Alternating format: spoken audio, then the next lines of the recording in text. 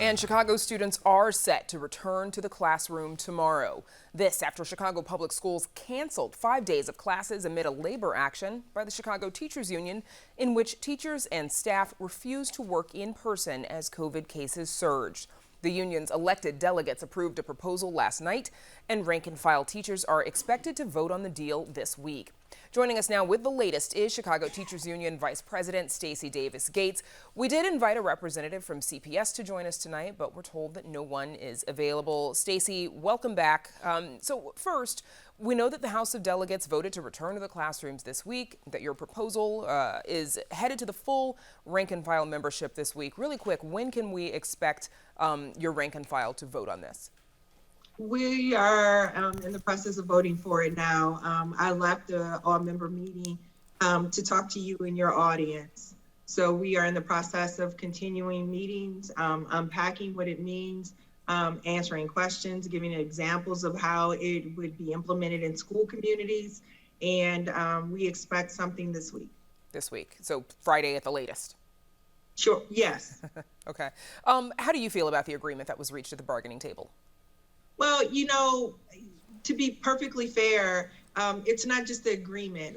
We've been doing this since March 2020. If you remember, Brandis, the governor was the responsible party in March of 2020. The mayor said even then with her doctor that she did not see the need to switch to remote learning. And she has held steadfast to that position. What's even more disappointing, throughout this process, we found out through her CEO that they never intended to negotiate a safety agreement.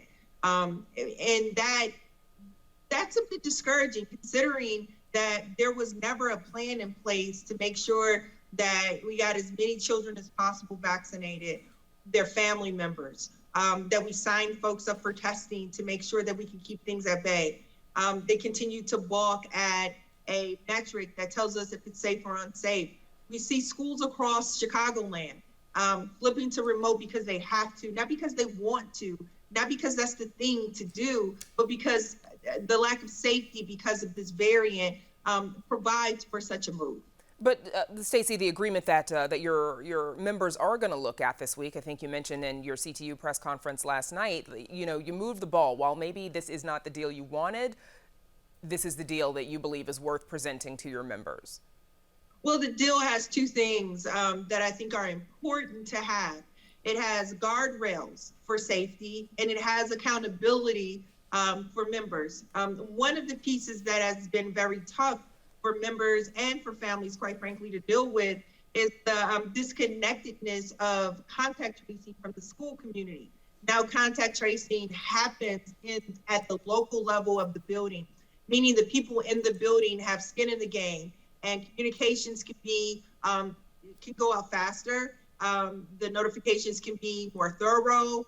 That has been a problem. I think another thing is that we finally have a metric. This particular metric baselines the calamities that we saw both at Park Manor and Carnegie in the last few weeks. So it doesn't have everything that school districts just outside of Chicago have, quite frankly, but they also have leadership in those spaces that are clear about working with families and educators and not making the people who are in the school communities expendable.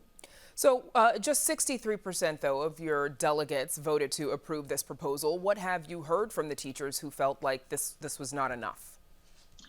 You know, you hear a lot of anxiety. Listen, this is not our first battle. You know, in 2019, we had a huge battle to make sure that we would have nurses at every single school community. That doesn't happen until 2024. That being said, we're in the middle of a pandemic where a school nurse would serve a very specific and important critical purpose in our school communities. But we have had these nonstop back and forth fights with the mayor of this city over common sense, practical, baseline safety measures. Our members literally took a 4-day hit to their paychecks to get face coverings for themselves and their students. That's pathetic. And to that point, last night Mayor Lightfoot said that she hoped that this would be the end of the COVID-related disputes between the union and the district, at least for this school year. Do you think this will be it? Well, someone needs to tell COVID. I don't think that any member of the Chicago Teachers Union, I don't think any family wants, COVID to continue to interrupt and destabilize our lives. And these variants, they have a mind of their own. They do what they want to do. And so that's part of this issue, is that our mayor keeps trying to bottom line a virus that this country, that this world has yet to get in check. And so we have to be in a position of flexibility to pivot in the ways that maximizes the greatest level of safety that we can in the face of this pandemic. Look, we've already lost almost 1 million people in this country.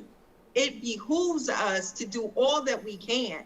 And it is disappointing that we had to fight for 4 days to get the baseline security that districts outside of Chicago provide because they care about the people in the building. Now, last night at a news conference, this was after the House of Delegates took their vote, you took aim at the mayor. Here's a clip. This mayor is unfit to lead this city, and she is on a one-woman kamikaze mission to destroy our public schools. Stacey, do you think parents and the school communities can hope for an improved relationship between the city/CPS and the union? I think a lot is being made over a relationship, and what should be, I think too much is being made of a relationship. I think what we have attempted to do, especially for the last 2 years, is provide assurances and accountability for the places in which we operate in order to keep the maximum amount of people safe. The fact that it has to be a fight to receive a face covering, a 4-day fight, I don't think that's the fault of our union and the many women and men who serve our city. That's not our bad. That is her bad. And I want to add, this mayor finds fault in the state's attorney, the Cook County Board president. She finds it in her city council. She finds it in the Illinois General Assembly. It's not just the Chicago Teachers Union. We have a crisis of collaborative leadership, and that one person cuts across the field with everyone. All of that said, and amid all of this, Stacey, we have to ask, some have suspected you for a potential mayoral run in 2023. Any considerations there? My consideration is making sure that the agreement that we hammered out is unpacked for our membership and for our families, and that we can implement it in a way that maximizes safety as best as we can, and that my 3 children, quite frankly, get to have a more stable school year so they too can get the best education from the Chicago public schools. That is my sole goal and focus at this moment. This has been a tough couple of years. COVID has, we've experienced COVID in my family. I've experienced COVID, at a very high level in my work. This hasn't been fun. And so right now I'm focused on continuing to serve our membership and giving Chicago students the schools they deserve.